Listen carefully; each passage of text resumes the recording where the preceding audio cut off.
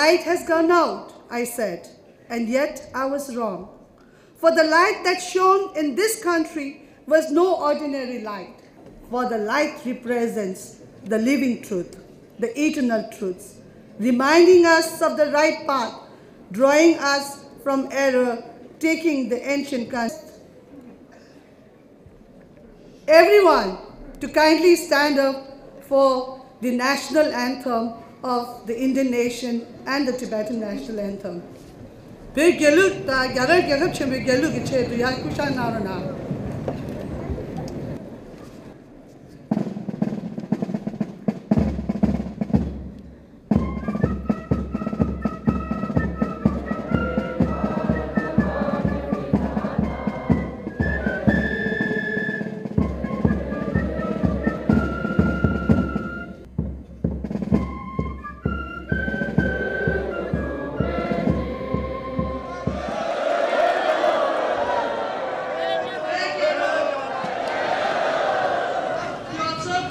Silence for the Tibetans who sacrificed their life for Tibet.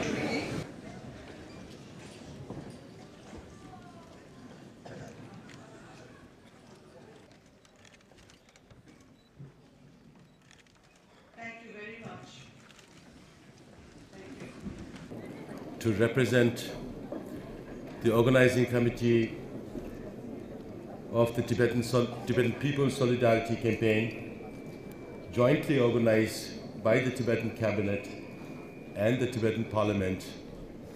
In fact, this is the first of its kind, a historic moment in the history of our campaign, in our struggle for freedom, where all the Tibetan cabinet ministers, led by the Sikong, Dr. Lobsang Sengye, are present here, and all the Tibetan parliamentarians have also assembled here. And we have about 4,500 Tibetans who have come from all the different settlements in India and Nepal and Bhutan, representing all the Tibetan communities here in exile.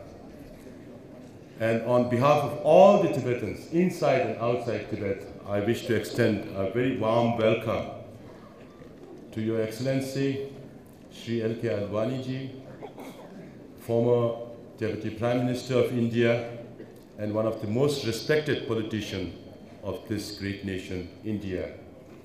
And then we also have amongst us Priya Dutt ji, whose father also had a very long-standing association and support for the Tibetan cause, whose father also graced one of our important occasions in 2003, the Festival of Compassion. And we also have amongst us one of the leading politicians from Karnataka, in fact, my hometown, my state, where I was born, Mr. Nanjapa. Both Priya Dutt ji and Nanjapa ji representing the Congress Party officially. And then we also have amongst us one of our oldest friend, Mr. Hassan Khan, whom we have worked closely on the Tibetan issue.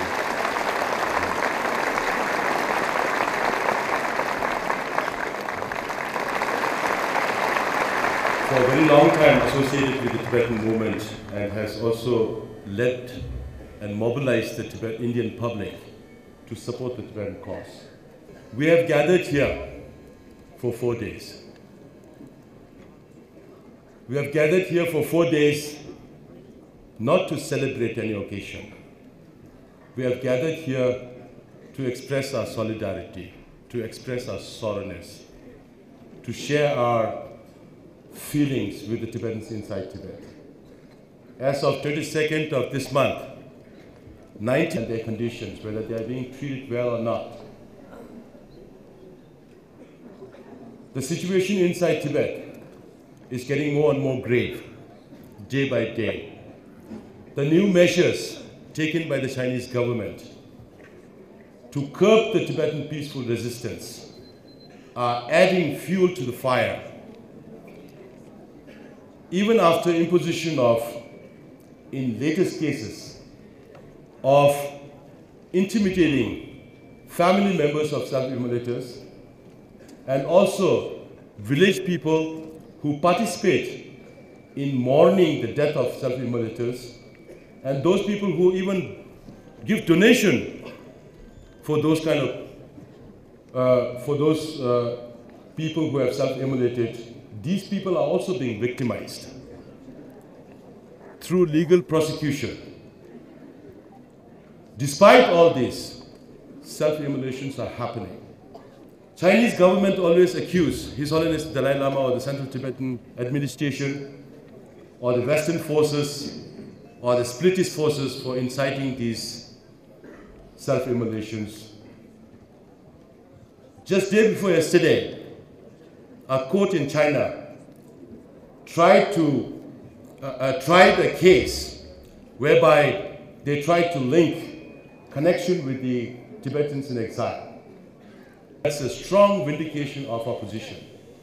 We have always maintained that we have consistently, for many decades, followed the path of nonviolence. Chinese government, even though they are non-believers, communists, they try to redefine Buddhism and say that self-immolation is against Buddhist tenets. Conventional forms of protest, all they have done is to burn themselves so that they can seek the attention of the Chinese government to address our grievances, to fulfill our aspirations.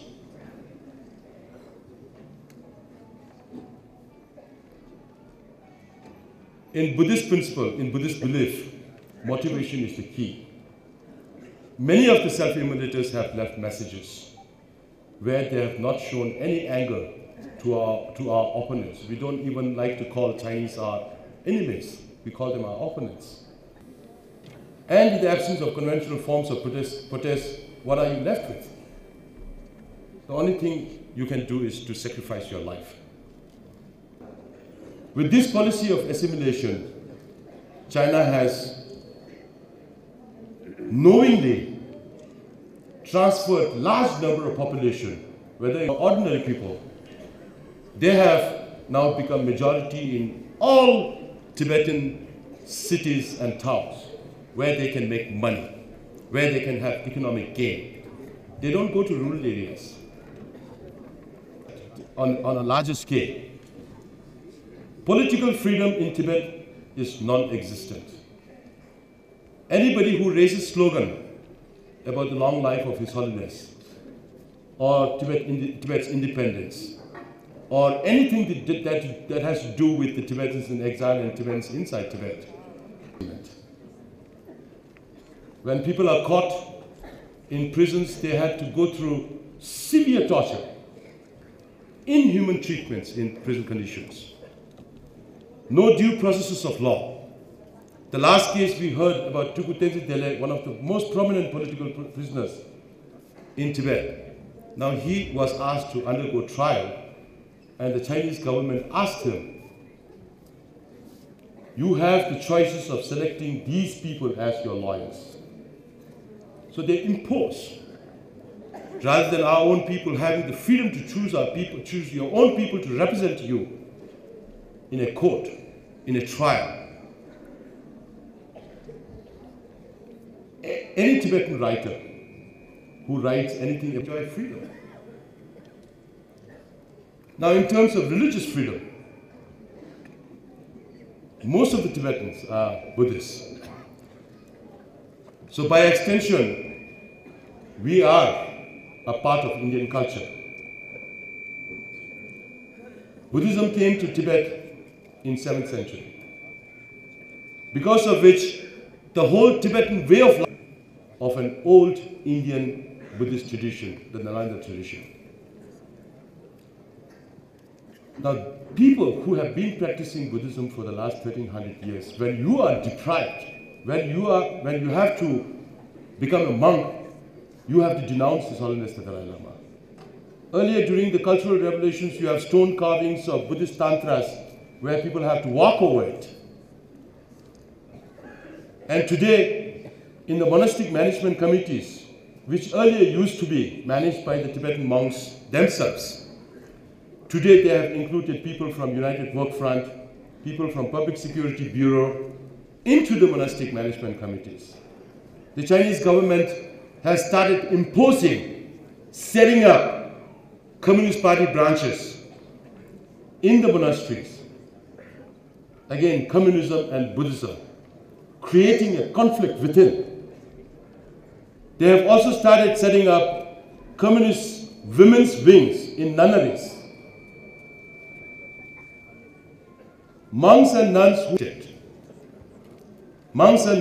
who want to travel has to obtain at least 5 different permissions.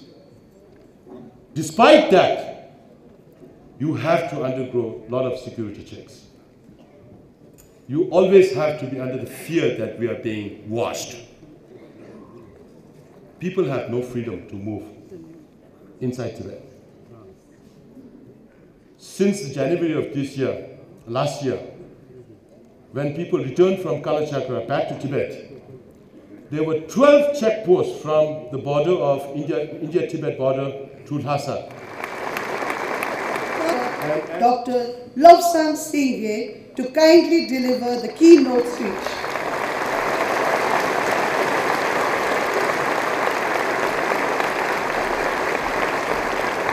Honorable former Deputy Prime Minister L.K. Advani-ji, Priyadat Hassan Khan, and Sudarsana-ji, and all others who are sitting on the dais.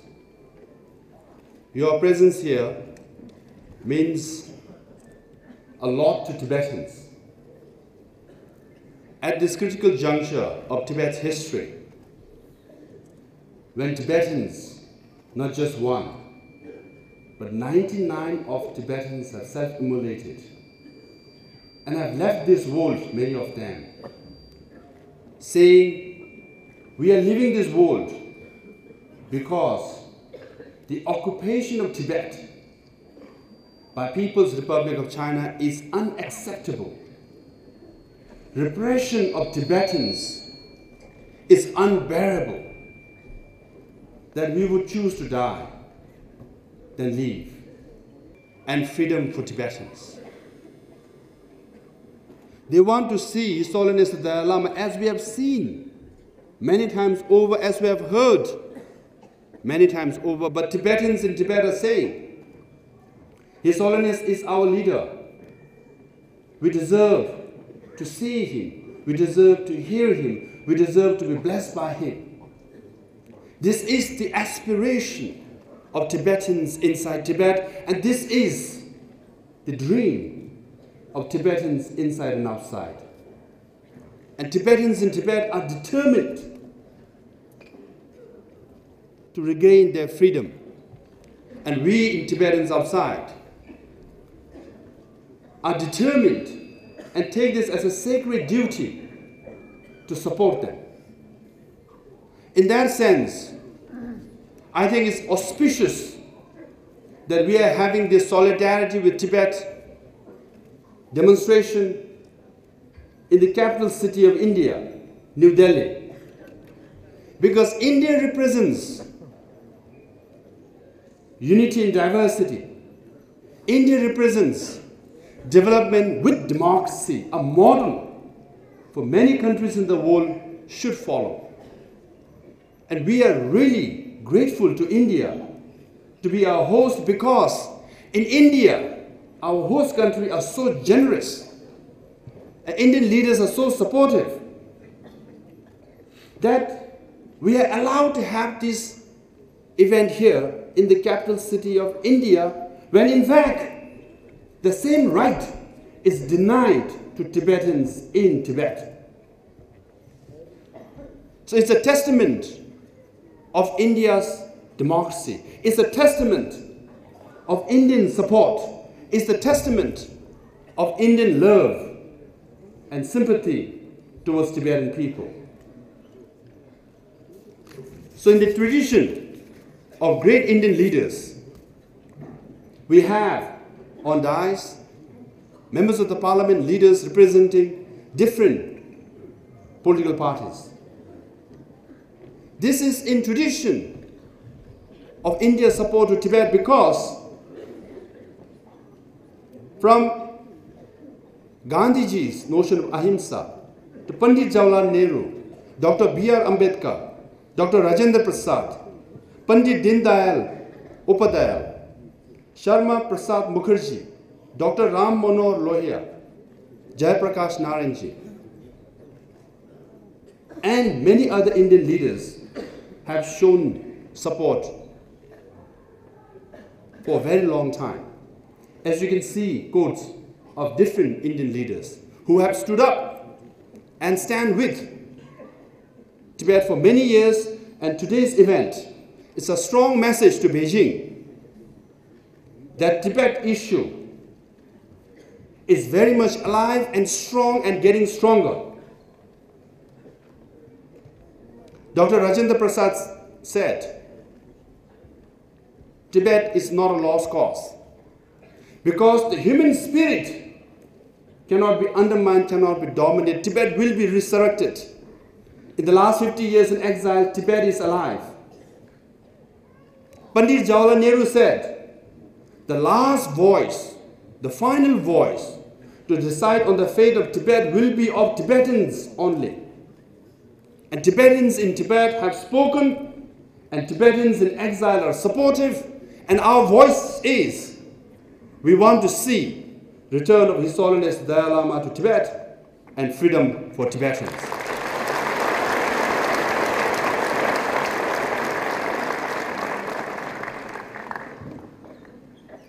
Why should India support Tibet? Honorable Speaker clearly laid out most of the issues. Number one, India's national security. The longest border between India and Tibet, historically, is complex and disputed now by China. Environment. Most of the major rivers of Asia, from Satluj, Indus to Brahmaputra,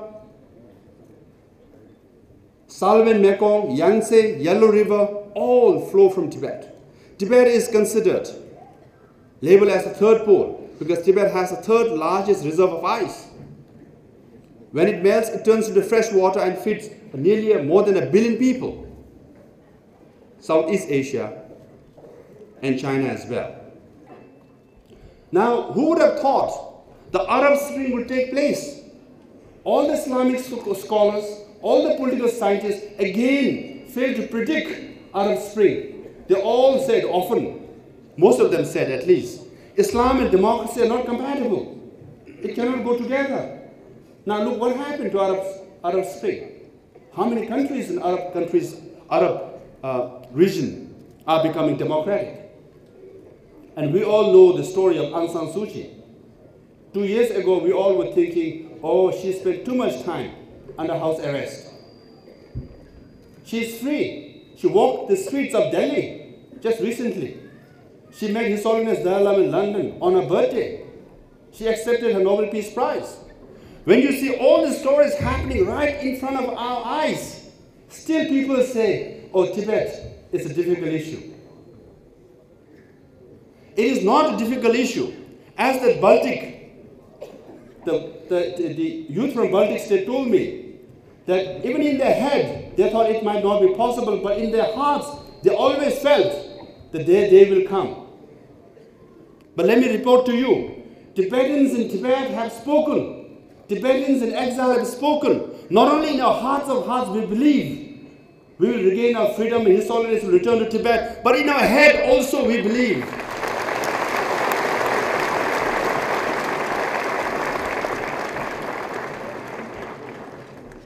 Because ultimately, Tibet issue, like any other movement, will be determined by the Tibetan people.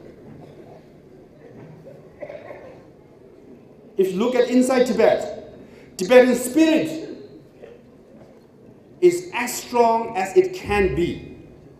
Tibetan sense of solidarity inside and outside, in historic sense, is as strong as it can be. Tibetans' unity is as strong as it can be. So Tibetans are united. Tibetan spirit is high. Our sense of solidarity is strong. Hence, in our head, in our heart, we believe our day will come, and it will come soon. That will be the best story of the 21st century.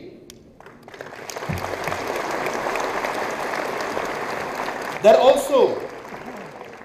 also will be the best story for India, because again, ahimsa worked, again, democracy worked, and most importantly, perhaps, the Tibetan leaders that you see dies are all, at least most of us, are born and brought up in India. We drank Indian pani. We grew up eating dal bhat.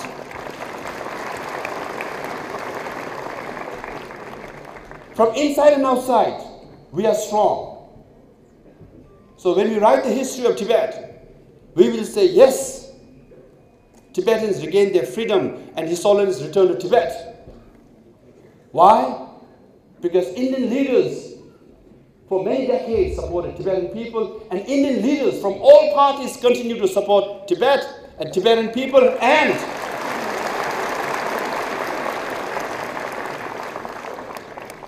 when that happens, we know immediately what will happen.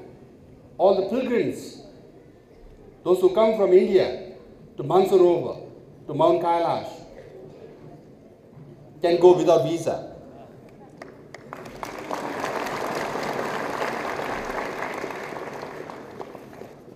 Finally, it is the legacy of the elder generation Tibetans, led by His Holiness the Dalai Lama, with his vision for democratic Tibetan community, his energy and his dedication to the Tibetan cause, the 60 years that he led us so brilliantly, fulfill the dreams of our elder generation. Hundreds and thousands of them passed away. Our parents, our grandparents passed away. And inside Tibet, many are dying on a daily basis without able to see His Holiness the Dalai Lama. Many are sacrificing their lives so that our dreams could be fulfilled, our aspiration could be achieved. And I can say with absolute certainty, from the holy land of India, we will go to holy city of Lhasa one day soon with His Holiness the Dalai Lama.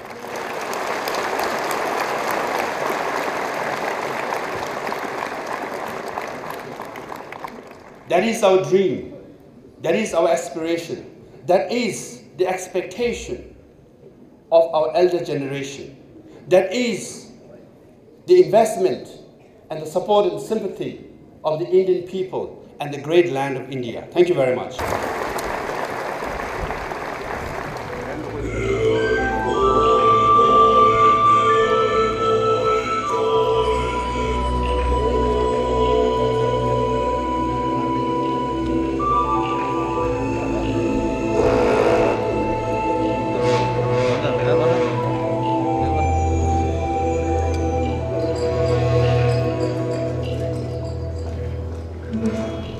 I always describe our nation is something like the nation of Japan.